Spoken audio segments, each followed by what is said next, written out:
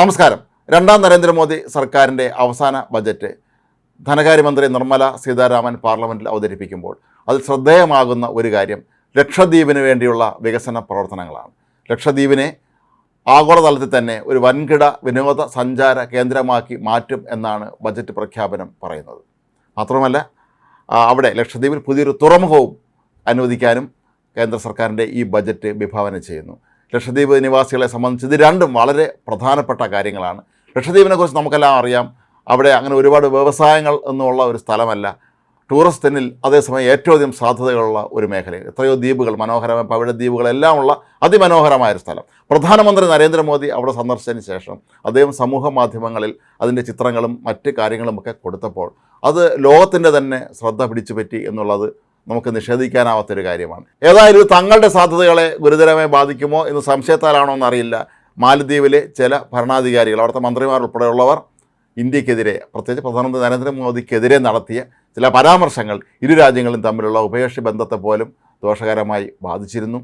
തുടർന്ന് ഇന്ത്യയിൽ നിന്നുള്ള സഞ്ചാരികൾ അങ്ങോട്ട് പോകരുത് എന്ന് പറഞ്ഞുകൊണ്ട് ഹെയ്റ്റ് ക്യാമ്പയിൻ തന്നെ ഇന്ത്യയിലുള്ള പല ആളുകളും ആരംഭിച്ചിരുന്നു. ലോകമെമ്പാടുമുള്ള ഇന്ത്യക്കാർ പലരും, അത് പ്രമുഖർ ഉൾപ്പെടെയുള്ളവർ മാലദ്വീപിലേക്കുള്ള തങ്ങളുടെ യാത്ര റദ്ദ് ചെയ്യുന്ന അവസ്ഥയിലേക്ക് തന്നെ എത്തി. എല്ലാവരും ഇന്ത്യയിലേക്ക് പോവുക എന്നുള്ള ആ ഒരു, ഇന്ത്യയിലെ പ്രധാനപ്പെട്ട ടൂറിസ്റ്റ് കേന്ദ്രങ്ങൾ സന്ദർശിച്ചാൽ മതി എന്നുള്ള ആ ഒരു രീതിയിൽ ക്യാമ്പയിൻ നടന്നു.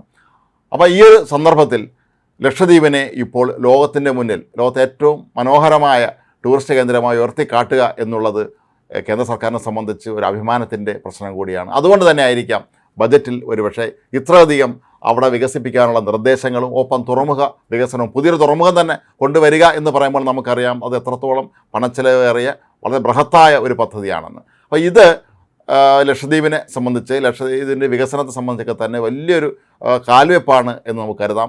നിരവധി പഞ്ചനക്ഷത്ര ഹോട്ടലുകൾ അവിടെ ഉയരാൻ പോകുന്നുണ്ട്. ലോകമെമ്പാടുമുള്ള വിവിധ ഹോട്ടൽ ഗ്രൂപ്പുകൾ ലക്ഷദ്വീപിൽ ഹോട്ടൽ സ്ഥാപിക്കാൻ ഒരുക്കങ്ങൾ നടത്തുന്നുണ്ട്. അതുപോലെ തന്നെയാണ് മറ്റ് ടൂറിസവുമായി ബന്ധപ്പെട്ട മറ്റ് മേഖലകളൊക്കെ തന്നെ ഇപ്പോൾ പ്രധാനമായി ഇന്ത്യയിൽ ശ്രദ്ധ കേന്ദ്രീകരിക്കുന്ന ഒരു സ്ഥലം ലക്ഷദ്വീപാണ്. ഇത് കേരളത്തിനും ഗുണകരമാകും എന്നുള്ളതാണ് മറ്റൊരു പ്രധാനപ്പെട്ട കാര്യം. കാരണം ലക്ഷദ്വീപിലേക്കുള്ള പ്രധാന കവാടം കൊച്ചിയാണ് എന്നുള്ളത് തന്നെയാണ്. ലക്ഷദ്വീപിലേക്കുള്ള വിമാന, കപ്പൽ യാത്രകൾക്ക് അന്താരാഷ്ട്ര സഞ്ചാരികൾ എത്തുന്നത് കൊച്ചിയുടെയും പരിസര പ്രദേശങ്ങളുടെയും ടൂറിസം ട്രാവൽ മേഖലകൾക്കും അത് വളരെ മികച്ച ഒരു സഹായമായിരിക്കും എന്നുള്ളതും തീർച്ചയാണ്. പ്രധാനമന്ത്രിയുടെ സന്ദർശനവും മാലദ്വീപിനെതിരായ വിമർശനവുമാണ് ലക്ഷദ്വീപിന് കൂടുതൽ ശ്രദ്ധ നേടിക്കൊടുത്തിരിക്കുന്നത്. തൊട്ട് പിന്നാലെ ടാറ്റ ഉൾപ്പെടെയുള്ള ടൂറിസം, ഹോസ്പിറ്റാലിറ്റി മേഖലകളിലെ പ്രമുഖ സ്ഥാപനങ്ങൾ നിക്ഷേപ പദ്ധതികൾ പ്രഖ്യാപിച്ചിരിക്കുകയാണ്. ഇത് ലക്ഷദ്വീപിൽ മാത്രമല്ല, ഒരുപക്ഷെ ലക്ഷദ്വീപിൻ്റെ കവാടമായ കൊച്ചിയെയും ഏറെ സഹായിക്കും എന്നുള്ളത് ഉറപ്പാണ്. കൊച്ചിയിൽ ഒരുപക്ഷെ ഇത്തരത്തിലുള്ള നിരവധി സ്ഥാപനങ്ങൾ ഉയർന്നു വരാനുള്ള സാധ്യതയുണ്ട്. ലക്ഷദ്വീപിലേക്കുള്ള ഏറ്റവും അടുത്ത വിമാനത്താവളം കൊച്ചിയിലാണ് സ്ഥിതി ചെയ്യുന്നത്. യാത്രാക്കപ്പലുകൾ കൊച്ചി തുറമുഖം കേന്ദ്രമാക്കിയാണ് പ്രവർത്തിക്കുന്നത്. അഗത്തി, ബംഗാരം ദ്വീപുകളിലാണ് ഇപ്പോൾ ലക്ഷദ്വീപിൽ വിമാനത്താവളങ്ങൾ ഉള്ളത്. മിനിക്കോയിൽ സൈനിക ആവശ്യങ്ങൾ കൂടി നിറവേറ്റാൻ കഴിയുന്ന വിമാനത്താവളം സ്ഥാപിക്കാൻ കേന്ദ്ര സർക്കാർ ഇതിനോടകം തീരുമാനിച്ചിട്ടുമുണ്ട്. ഇന്ത്യൻ എയർലൈൻസ് ആണ് നിലവിൽ കൊച്ചിയിൽ നിന്ന് സർവീസ് നടത്തുന്നത്. 1.5 മണിക്കൂർ കൊണ്ട് കൊച്ചിയിൽ നിന്ന് കവരത്തിയിലെത്താം. ദ്വീപുകളെ തമ്മിൽ ബന്ധിപ്പിച്ച് ഹെലികോപ്റ്റർ സർവീസ് നടത്താനും പദ്ധതി ഇടുന്നുണ്ട്.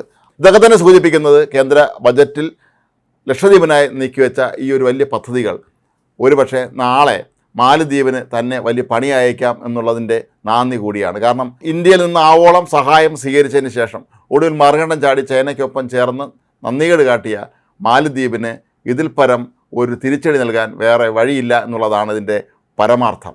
ഇന്ത്യ വികസനത്തിൻ്റെ കാര്യത്തിലൊക്കെ തന്നെ ഏറെ മുന്നിലാണ് എന്നുള്ളത് കൊണ്ട് അതിൻ്റെ ഭാഗമായി ലക്ഷദ്വീപ് കൂടി വികസിപ്പിച്ചെടുക്കുന്നതോടുകൂടി ഇന്ത്യയിലെ പ്രധാനപ്പെട്ട ടൂറിസം ഡെസ്റ്റിനേഷനുകളിൽ ഒന്നായി ലക്ഷദ്വീപും മാറും.